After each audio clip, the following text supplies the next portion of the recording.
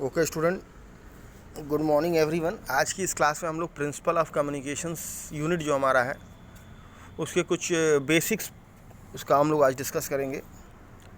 और बेसिक क्या, उसमें जो इम्पोर्टेंट क्वेश्चंस हैं वही जो सेमेस्टर में हमारे आते हैं उसी को हम लोग डिस्कस करेंगे। तो सबसे पहले, इसके पहले भी मैंने एक वीडियो बनाया था, उसी से थोड़ा सा और आगे जो उसका टॉपिक है उसको हम लोग देखेंगे। सबसे पहले आपका पहला क्वेश्चन तो आपको यही रहेगा, what is communication and explain it's block diagram. Communication क्या है तो ऑलरेडी बताया गया है। Communication is the process of exchange of information, ठीक है, या फिजिकल कनेक्शन बनाना बिटवीन टू पॉइंट, उसी को हम लोग कम्युनिकेशन कहते हैं। और कम्युनिकेशन के ब्लॉक डायग्राम में जो स्टूडेंट मेनली जो हमारा होता है इन्फॉर्मेशन सोर्स होता है। आप देख सकते हैं इन्फॉर्मेशन सोर्स है, ट्रांसमीटर है, कम्युनिकेशन चैनल या मीडियम जिसको कहते हैं नॉइज और रिसीवर। तो देखिए इसमें ये लिखा हुआ है कि इन communication system the transmitter is located eight one place. जो ट्रांसमीटर है वो एक साइड में आपका एक जगह प्लेस्ड होता है, and receiver is located at some other place, ठीक है। रिसीवर एक दूसरे जगह पर होता है। एंड ट्रांसमिशन चैनल या कह सकते हैं physical medium connect the transmitter and receiver. और एक चैनल होता है जो कनेक्ट करता है ट्रांसमीटर और रिसीवर को। सिंपली आपका मेनली जो कम्युनिकेशन में जो मेनली जो होता है वो ट्रांसमीटर, चैनल एंड रिसीवर ही है, ठीक है। ट्रांसमीटर एक साइड में लोकेटेड होगा, रिसीवर एक साइड में लोकेटेड होगा, और उन दोनों के बीच में एक हमारा चैनल होगा जो उन दोनों को कनेक्ट करेगा। अब देखिए सबसे पहले हमारा जो है इन्फॉर्मेशन सोर्स क्या है। सबसे पहले बात, हमारे पास सोर्स होना चाहिए इन्फॉर्मेशन का जो हमको ट्रांसमिट करना है from one point two another point. तो इन्फॉर्मेशन सोर्स क्या है? The information source provide a message signal being non electrical signal like voice signal. जो इन्फॉर्मेशन सोर्स होगा हमको प्रोवाइड करेगा एक नॉन इलेक्ट्रिकल सिग्नल जैसे कि वॉइस सिग्नल होता है, और जो ट्रांसड्यूसर होता है कन्वर्ट करता है नॉन इलेक्ट्रिकल सिग्नल को, non electrical signal that is voice signal into the electrical signal.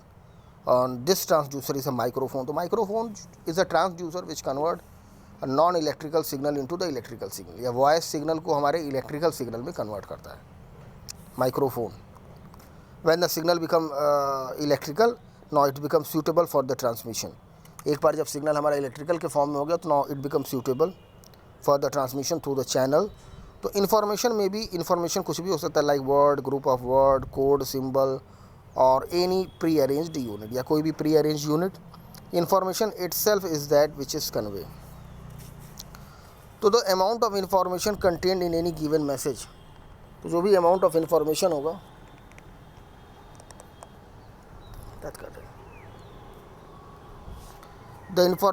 the amount of information contained in any given message can be measured in bit or dit.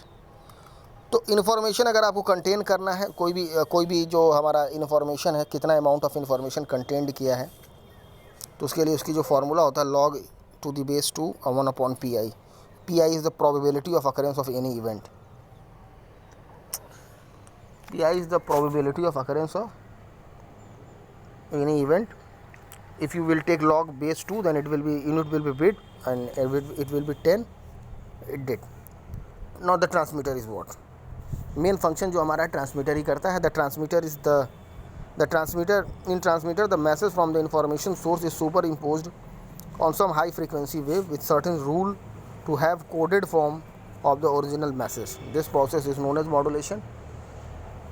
Already we have studied modulation is a process by which some characteristic of carrier signal is vary in according with the instantaneous value of the modulating signal. Yeah, in modulation audio signal are superimposed on radio signal. So what is transmitter? The transmitter is a collection of the electronic circuit designed to convert the information into a signal suitable for the transmission over a given communication medium.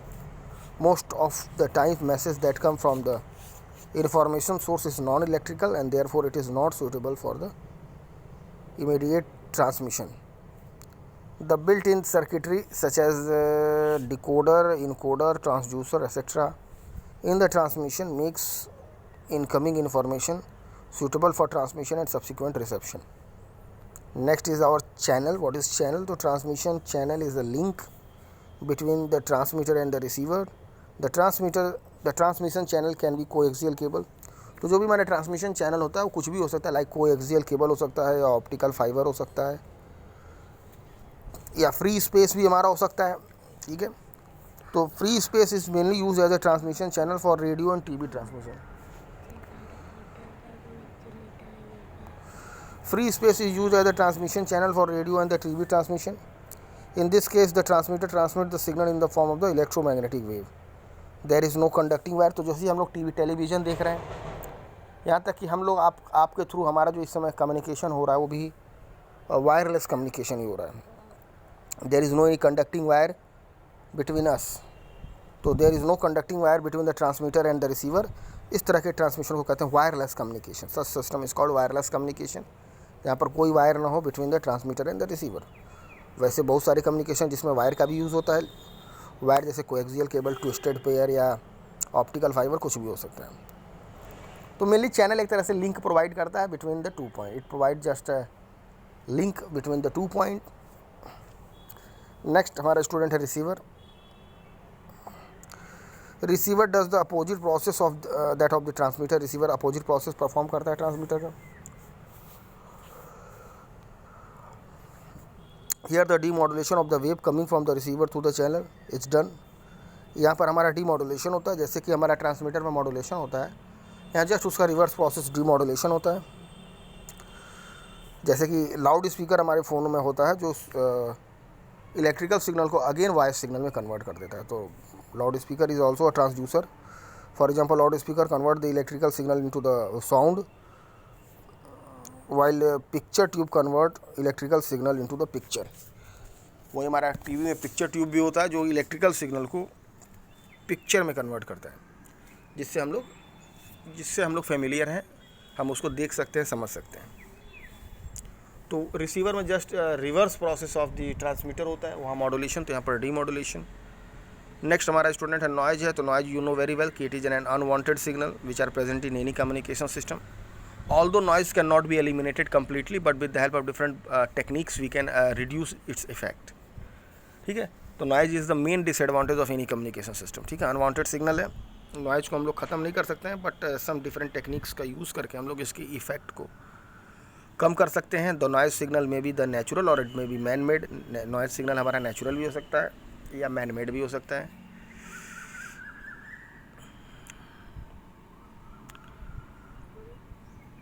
अब जैसे इसमें देखिए बताया गया है कि flashes of lighting and radiation from the sun और star are natural noise. ठीक है। While the noise due to vehicle हो गया, इलेक्ट्रिक मोटर हो गया या हैवी मशीनरी हो गया या due to flickering of the tube light are the part of the man made noise. तो इसमें बताया गया कौन सा नॉइज हमारा नेचुरल है और कौन सा मैन मेड है। तो मैन मेड में आपका वही बताया है कि flickering of the tube light या नॉइज ड्यू टू व्हीकल है या इलेक्ट्रिक मोटर है या हैवी मशीनरी है, ये these all are the man made noise. Filter circuit in the receiver section are use to reduce the level of noise signal. तो receiver पे एक filter circuit लगा के हम लोग इसके इफेक्ट को कम कर सकते हैं। अब next important question sir student है, why modulation is required and why modulation is required for the transmission of the signal. Need of modulation, very important question आ सकता है एग्जाम में। तो modulation is needed in communication system to achieve some basic need. Modulation का need होता है in any communication system to achieve some basic need. अब इसमें देखिए बताया मल्टीप्लेक्सिंग क्या होता है। तो मल्टीप्लेक्सिंग आपका बताया गया है कि simultaneous transmission of the multiple message over a channel is known as multiplexing. Multiplexing मतलब simultaneous transmission of the message signal. Multiple, ठीक है, साइमल्टेनियस मतलब एक साथ कई सारे मैसेज को भेजना चैनल के ऊपर is known as multiplexing. If transmitted without modulation, अगर बिना मॉडुलेशन को हम लोग ट्रांसमिट कर देंगे, the different message signal over a signal channel will interfere with one another. अगर बिना मॉडुलेशन के भेजेंगे तो जो सिग्नल हम भेज रहे हैं ट्रांसमिशन के लिए बहुत सारे, वो सब एक दूसरे के ऊपर ओवरलैप कर जाएंगे। ठीक है, ओवर अ सिंगल चैनल। तो will interfere with one another. Different message signal can be transmitted over a single channel without interference using multiplexing technique. तो मल्टीप्लेक्सिंग टेक्निक यूज़ करके हम लोग डिफरेंट मैसेज सिग्नल को हम लोग ट्रांसमिट कर सकते हैं over a single channel without interference, ठीक है।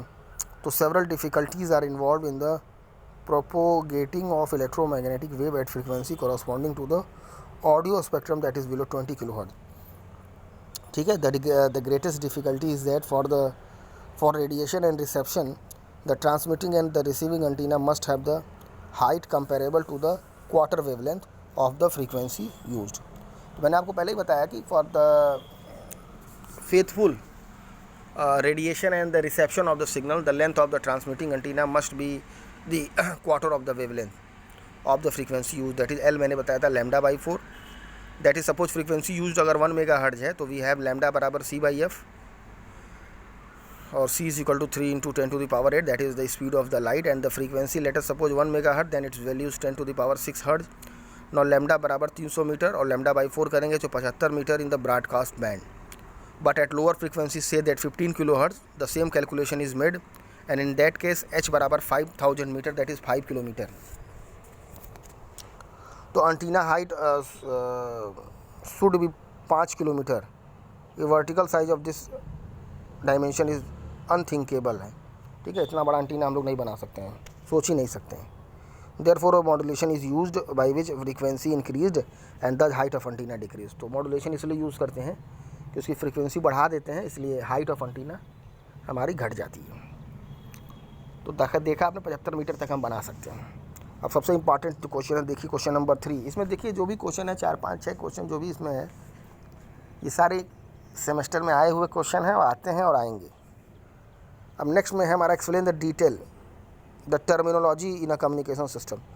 तो टर्मिनोलॉजी इसमें पूछ रहा है कि कौन कौन से टर्मिनोलॉजी यूज होते हैं कम्युनिकेशन सिस्टम में। तो जैसे सबसे पहला टर्मिनोलॉजी इसमें होता है सिग्नल। व्हाट इज सिग्नल पूछ सकता है। तो सिग्नल क्या होता है कि फंक्शन ऑफ वन और more independent variable which contain some information is called signal, या anything which convey information is known as signal, ठीक है। तो if a single value function of time that carry the information it is in the electrical form suitable for transmission, signal में भी analogue और digital form. Signal analogue भी हो सकता है, डिजिटल भी हो सकता है, कॉन्टीन्यूस भी हो सकता है। सिग्नल देखिए बहुत तरह के सिग्नल होते हैं। कॉन्टीन्यूस सिग्नल होता है, डिस्क्रीट सिग्नल होता है, डिजिटल सिग्नल होता है, event signal, odd signal, periodic signal, non periodic signal, deterministic signal, random signal, energy signal, power signal, बहुत तरह के सिग्नल होते हैं। तो फिलहाल आपको बस इतना जानना व्हाट इज सिग्नल। तो anything which convey information is called signal. Next हमारा स्टूडेंट है ट्रांसड्यूसर क्या है। तो एनी डिवाइस या arrangement that convert one form of energy into another form is called the transducer. जैसे कि माइक्रोफोन हमारे फ़ोन में लगा है, माइक जिसको कहते हैं convert the speech in the electrical signal. वहीं पीजो इलेक्ट्रिक सेंसर है convert pressure into the corresponding the electrical signal. और फोटो डिटेक्टर है convert light signal into the electrical signal. तो फोटो डिटेक्टर क्या करता है, ये भी एक तरह से ट्रांसड्यूसर है जो कन्वर्ट करता है लाइट सिग्नल को सेंस करके उसको इलेक्ट्रिकल सिग्नल में कन्वर्ट करता है। पीजो इलेक्ट्रिक सेंसर होता है जो प्रेशर्स को वेरिएशंस को कन्वर्ट करता है कॉरस्पॉन्डिंग द इलेक्ट्रिकल सिग्नल। और लाउड स्पीकर भी हमारा एक तरह से ट्रांसड्यूसर है जो कन्वर्ट करता है हमारे इलेक्ट्रिकल सिग्नल को वॉइस सिग्नल में।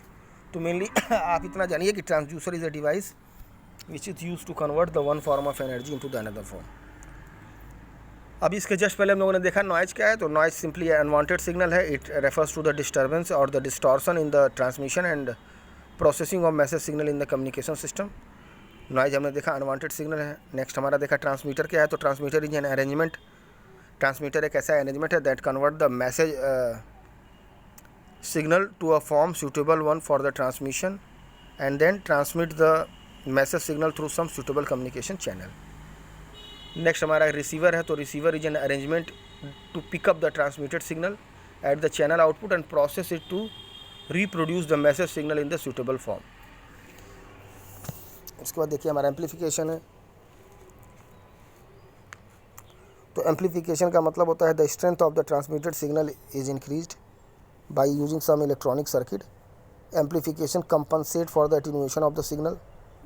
It can be done anywhere between the transmitter and receiver where the signal strength become weaker than the required strength. Amplification का मतलब बस स्टूडेंट इतना समझिए, amplification means to raise the strength of weak input signal without starting the input signal. जैसा हमारा input signal रहेगा वैसा ही output रहेगा, बस उसके स्ट्रेंथ को बढ़ा देगा। Means it raise the strength of signal. ठीक है, mainly it is use to increase the strength of signal. तो चूँकि सिग्नल में हमारा एटीन्यूएशन आ जाता है ना, इस वजह से हम लोग उसको एम्पलीफिकेशन करते हैं। अभी नेक्स्ट टर्मिनोलॉजी जो यूज होता है कम्युनिकेशन में स्टूडेंट, देखिए वो एटीन्यूएशन ही है। तो एटीन्यूएशन का मतलब होता है loss of strength of signal. तो loss of strength of signal while propagating through any medium is known as attenuation. जब सिग्नल को हम लोग ट्रांसमिट करते हैं student from the transmitter to the receiver, तो बीच में चैनल होता है, चैनल के थ्रू वो जाता है, उसमें नॉइज़ भी आता है बीच में, नॉइज़ की वजह से उसमें एटीन्यूएशन आ जाता है, मतलब उसके स्ट्रेंथ में कमी आ जाती है। तो उसके स्ट्रेंथ को ये कमी आने के वजह से इस सिग्नल का स्ट्रेंथ कम हो जाता है, इसलिए उसका एफिशिएंसी उतना नहीं रह जाता होगा, इसलिए हम लोग उसमें एम्पलीफिकेशन करते हैं। तो एम्पलीफिकेशन हम कहीं पर भी कर सकते हैं, ट्रांसमीटर और रिसीवर के बीच में कहीं पर भी कर सकते हैं, वहाँ पर जहाँ पर मुझे ऐसा लगे, हमें ऐसा लगे कि जो इसका स्ट्रेंथ है वो सफिशिएंट नहीं है, स्ट्रेंथ इसका वीक हो गया है, देन द रिक्वायर्ड स्ट्रेंथ। तो जो भी पर्टिकुलर स्ट्रेंथ है, जो डिजायर्ड स्ट्रेंथ है, अगर उससे कम हो जा रहा है तो वहाँ पर हम उसको एम्पलीफाई कर सकते हैं, उसके स्ट्रेंथ को, we can increase the strength. तो mainly amplification means to raise the strength of weak input signal.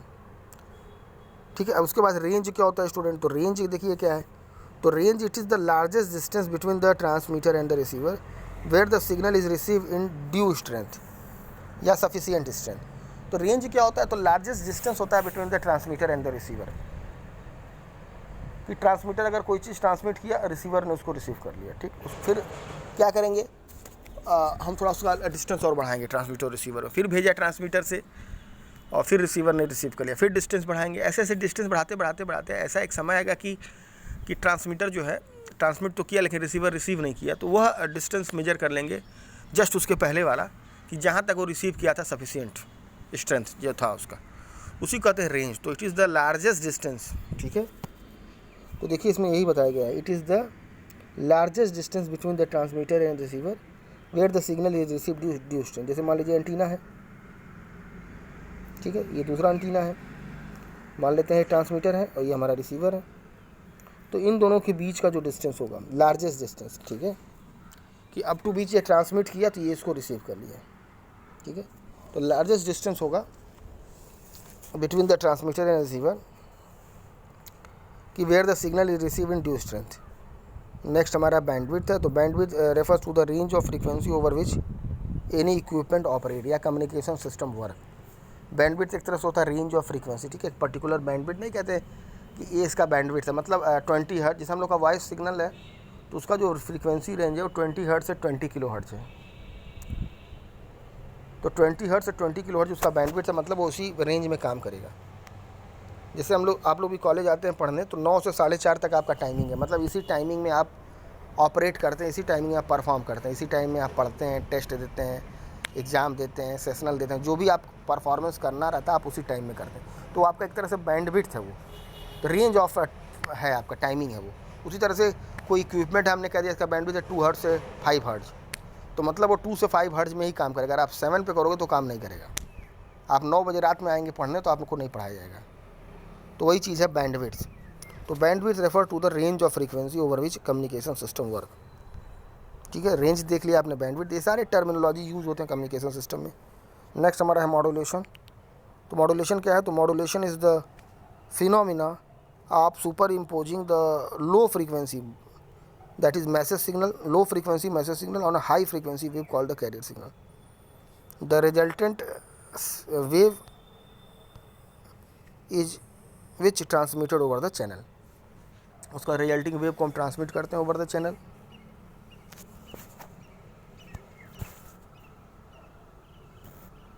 तो मॉड्यूलेशन समझ में आ गया, phenomena of super imposing the low frequency message signal on a high frequency wave. Example के तौर पे sir student वही है, अगर एक कागज़, मैंने बताया था आपको कि कागज़ अगर उसको आप उस पर कुछ लिख के इन्फॉर्मेशन लिख के आप कहीं फेंकते हो तो बहुत दूर तक नहीं जाएगा, और उसी कागज़ को अगर पत्थर के ऊपर सुपर इम्पोज करके भेजो तो काफ़ी दूर तक जाएगा।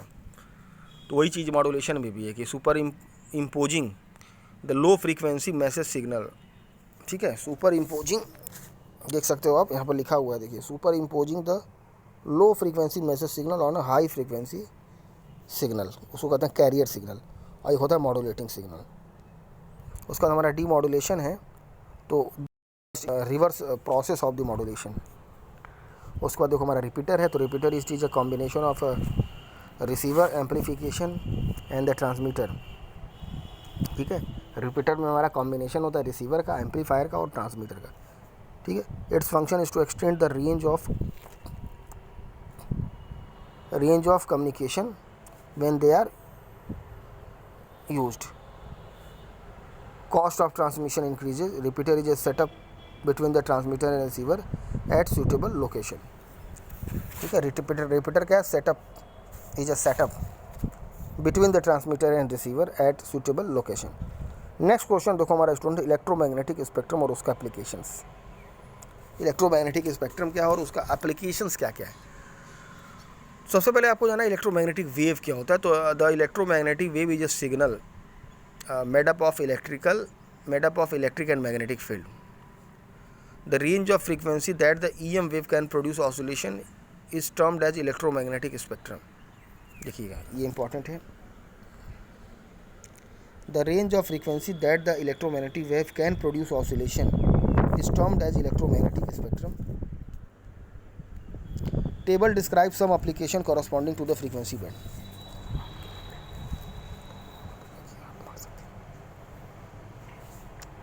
तो सीरियल नंबर देखिए, फ्रीक्वेंसी बैंड देखिए, फ्रीक्वेंसी रेंज और एप्लीकेशन देखिए।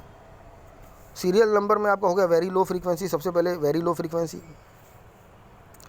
वेरी लो के बाद हमारा लो फ्रीक्वेंसी होता है, लो के बाद मीडियम, मीडियम के बाद हाई फ्रीक्वेंसी, हाई के बाद वेरी हाई, फिर ultra high frequency, super high और लास्ट में हमारा एक्सट्रीमली हाई फ्रीक्वेंसी है। इतनी सारी फ्रीक्वेंसी हमारी स्टूडेंट है। वेरी लो फ्रीक्वेंसी है, फिर लो फ्रीक्वेंसी, फिर मीडियम, फिर हाई, फिर वेरी हाई, फिर ultra high frequency, super high and last में हमारा है extremely high frequency.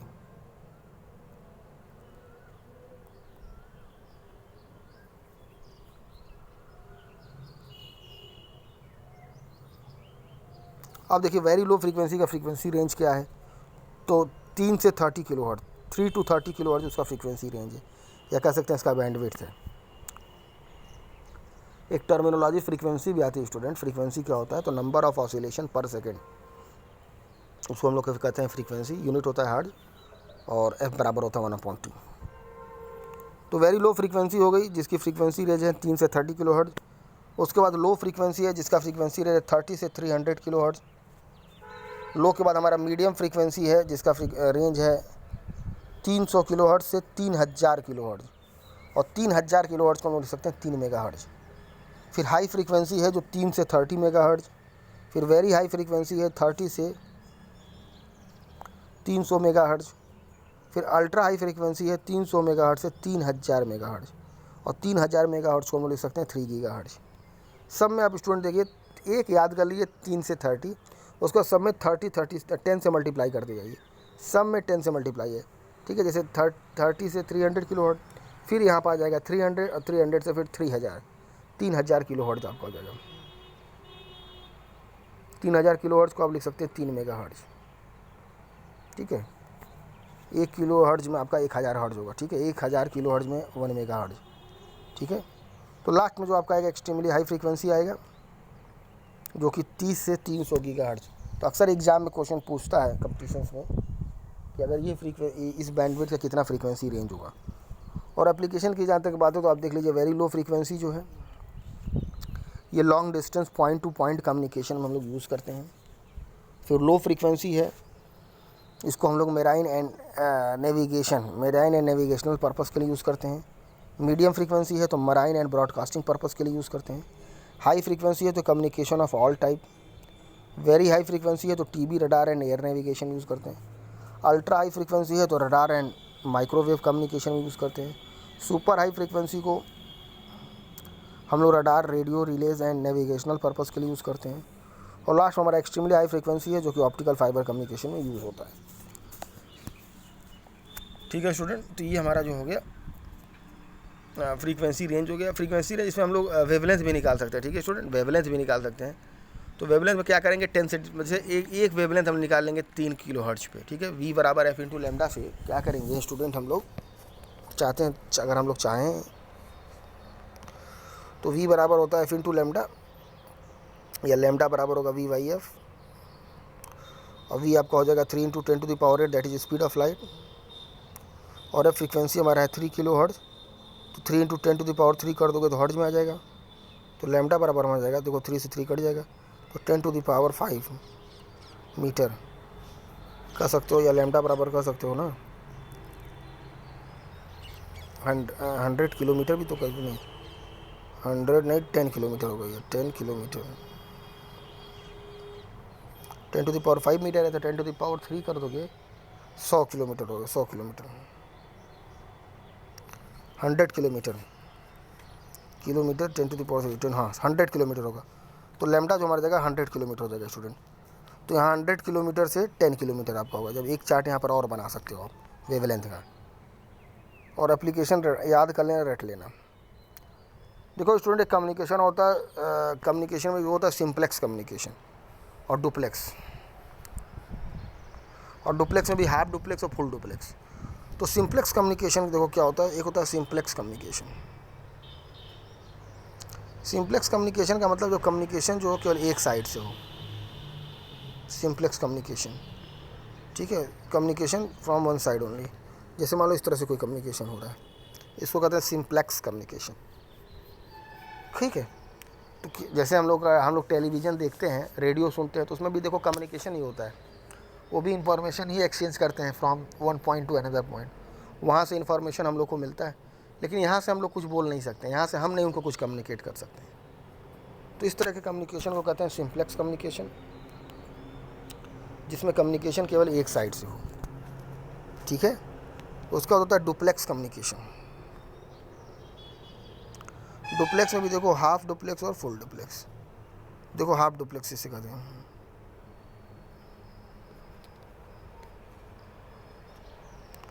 Half duplex इसे करें। तो हाफ डुप्लेक्स तुम्हारा इस तरह से होगा, कम्युनिकेशन दोनों साइड से तो होगा, लेकिन एक टाइम पे एक ही साइड से होगा, ठीक है। एक टाइम पे एक ही बोलेगा, दूसरा नहीं बोलेगा, फिर दूसरा बोलेगा तो पहला नहीं बोलेगा। तो कम्युनिकेशन तो दोनों साइड से होगा, but at one time only one person will communicate. तो जैसे वॉकी टॉकी में जो होता है हमारा, उसमें half duplex communication, walkie talkie, ठीक है। उसमें एक बोलता है, फिर दूसरा जब ओवर बोलता है तो दूसरा बोलता है। ये हमारा हाफ डुप्लेक्स होगा। एक होता है हमारा student full duplex. Full duplex का मतलब होता है दोनों बोल सकते हैं एक टाइम पे। तो जैसे हम लोग मोबाइल से जब कम्युनिकेट करते हैं, देखो उसका फिगर हमारा इस तरह से बनेगा, ये फुल डुप्लेक्स है, ठीक है। तो देखो ये आपका सिंप्लेक्स हो गया, ये आपका फुल डुप्लेक्स हो गया, और ये आपका हो गया हाफ डुप्लेक्स, ठीक है। तो फुल डुप्लेक्स में क्या होगा, communication take place at a same time from both the side.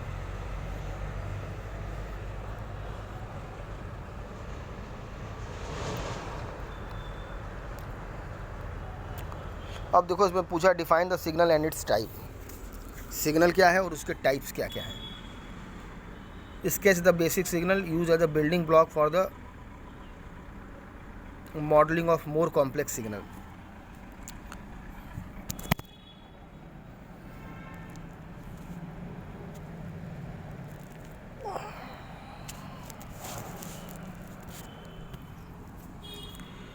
तो signal is defined as a physical quantity that vary with time, space और एनी अदर इंडिपेंडेंट वेरिएबल।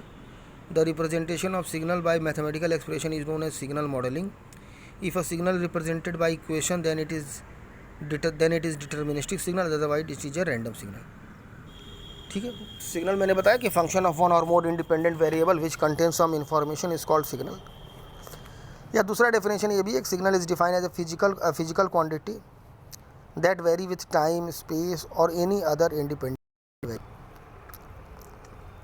तो continuous signal और discrete signal क्या होता है। तो continuous signal are दो signal which very continuously with time and this value is defined at every instant of time. उसको कहते हैं स्टूडेंट हम लोग कॉन्टिन्यूस सिग्नल।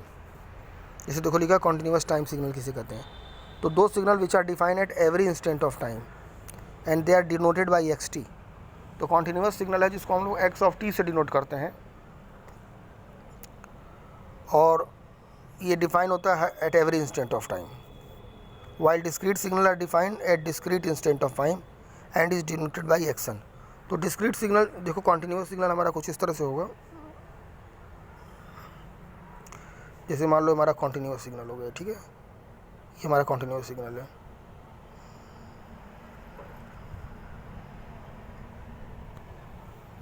ये कॉन्टिन्यूस सिग्नल है, देखो ये टाइम के साथ कॉन्टिन्यूसली वेरी कर रहा है और इसकी वैल्यू हम किसी भी समय पर हम बता सकते हैं। It is mainly denoted by x T and it is values defined at every instant of time. आप किसी भी टाइम पे जाके इसकी वैल्यू बता सकते हैं।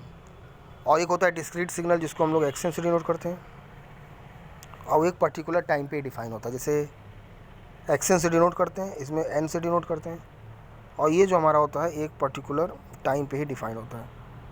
ठीक है, तो मान लो एन बराबर ये 0 हो गया, ये एन बराबर 1 हो गया, ये एन बराबर 2 हो गया, और ये मान लो एन बराबर 3 हो गया। ये इसका एम्पलीट्यूड हो गया। ठीक है, मेनली हम लोग एक्स एन से इस तरह से डिनोट करते हैं। एक्स एन लिख देंगे इस तरह से। यहाँ मान लो लिख दिया 4 3 2। ये कह रहा है डिस्क्रीट सिग्नल, इसको प्लॉट करिए। सिंपल है, इस तरह से आप एक्स एन लिखेंगे, यहाँ पे लिखेंगे एन। देखो अगर यहाँ कहीं एरो नहीं लगा तो बाय डिफ़ॉल्ट जो पहला वाला होता है वो बताता है कि एन बराबर 0 पे उसका उतना एम्पलीट्यूड है। तो एरो नहीं लगा तो बाय डिफ़ॉल्ट यहाँ मान लेंगे कि एन बराबर 0 है। तो एन बराबर 0 तुम्हारा ये हो गया, एन बराबर तुम्हारा मान लो A1 हो गया, एन बराबर मान लो तुम्हारा T हो गया। तो एन बराबर 0 पे इसका एम्पलीट्यूड 4 है, तो यहाँ पे लिखेंगे हम एन बराबर 0 पे देखिए 4 हो गया, एन बराबर 1 पे ये 4 हो गया, एन बराबर 1 पे 3 हो गया, और एन बराबर 2 पे इसका वैल्यू हो गई 2। ठीक है, तो इस तरह से हम लोग इसको प्लॉट करते हैं स्टूडेंट।